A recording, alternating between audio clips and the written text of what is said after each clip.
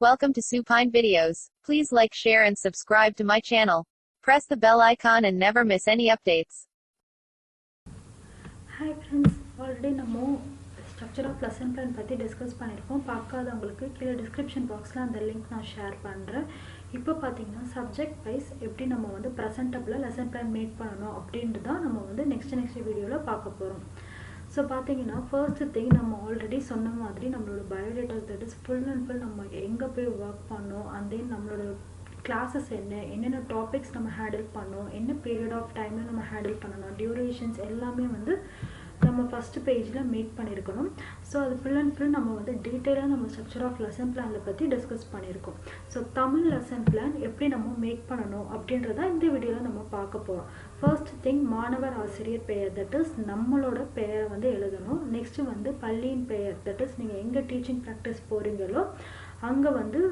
அந்த ஸ்கூல் நேமை நீங்க இங்க எழுதணும் and then வகுப்பு அல்லது பிரிவு மற்றும் காலம் that is நீங்க வந்து எந்த ஸ்டாண்டர்ட் போய்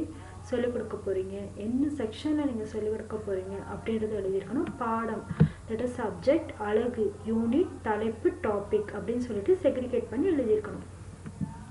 நெக்ஸ்ட் என்னன்னு பாத்தீங்கன்னா கற்பித்தலின் நோக்கங்கள் that is instructional objectives நீங்க என்ன பர்பஸ்க்காக நீங்க அந்த லெசனை வந்து அந்த கிளாஸ்க்கு மேக் பண்றீங்க அதனால ஸ்டூடண்ட்ஸ் என்னென்ன knowledge and benefits வந்து gain பண்ணிருக்காங்க அப்படின்றத பத்தி full and full நீங்க இதெல்லாம் அனலைஸ் பண்ணி எழுதி இருப்பீங்க and then TLM teacher learning materials என்னென்ன நீங்க அந்த கிளாஸ்க்கு கொண்டு போய் யூஸ் பண்ணீங்க அப்படின்றத எழுதி இருக்கணும் that is வழிகாட்டலுக்கு தேவைப்படும் ஆதாரங்கள் அல்லது வளங்கள் TLM என்னென்ன யூஸ் பண்றீங்க instructional objectives ஓட teacher learning materials resources நம்ம இங்க எழுதணும் நெக்ஸ்ட் கற்பவர்களுக்கான முந்தைய அறிவு that is நீங்க previous knowledge கண்டிப்பா வந்து gain பண்ணிருக்கணும் because என்ன ரீசன் பாத்தீங்கன்னா அந்த டாபிக் எடுக்கிறதுக்கு முன்னாடி பசங்களுக்கு அந்த டாபிக் பத்தி தெரியுமா அப்படிங்கற விஷயத்தை first of all analyze பண்ணனும்னா that is விசாரிக்கணும்னா நம்ம வந்து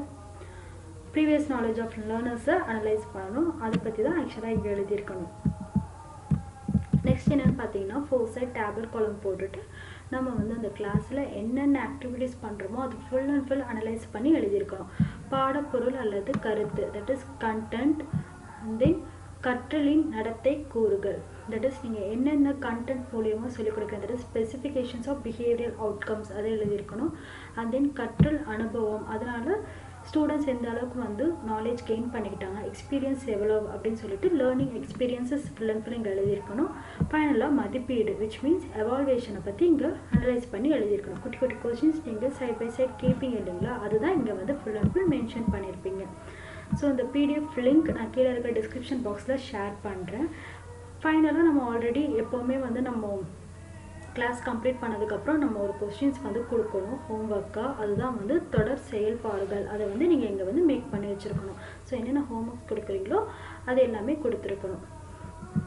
ஃபைனலா வழிகாட்டு ஆசிரியர் கையொப்பம் that means guide teacherோட சிக்னேச்சரும் ஃபைனலா மாணவ ஆசிரியர் கையொப்பம் that is நம்மளோட சிக்னேச்சரும் இங்க வந்து மேக் பண்ணிருக்கணும்